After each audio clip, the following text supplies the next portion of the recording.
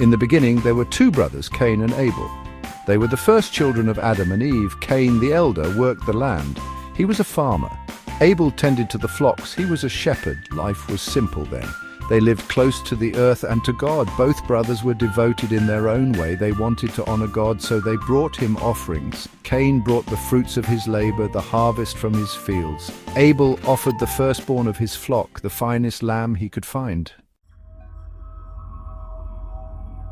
God looked favorably upon Abel's offering. He saw the sacrifice in Abel's heart, the purity of his devotion.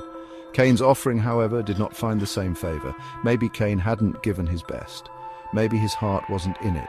Whatever the reason, God's reaction stirred something dark within Cain. Jealousy took root in Cain's heart. He saw only that his brother was favored, and he was not. Anger grew like a weed, choking out reason and love.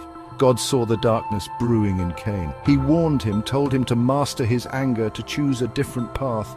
But Cain couldn't hear him. The jealousy was too strong.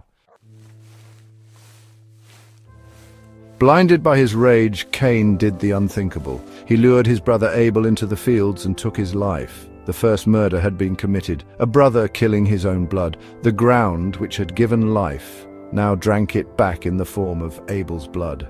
When God questioned Cain about Abel's whereabouts, he lied, feigning ignorance. But God knew the truth.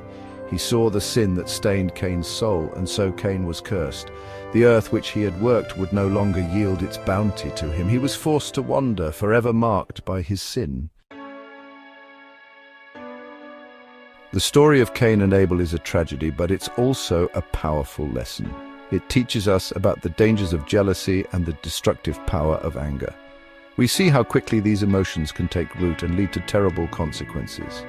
Even today, thousands of years later, we see the same story play out. Jealousy leading to anger, anger to violence, and violence to pain and regret. But the story of Cain and Abel also reminds us of God's mercy.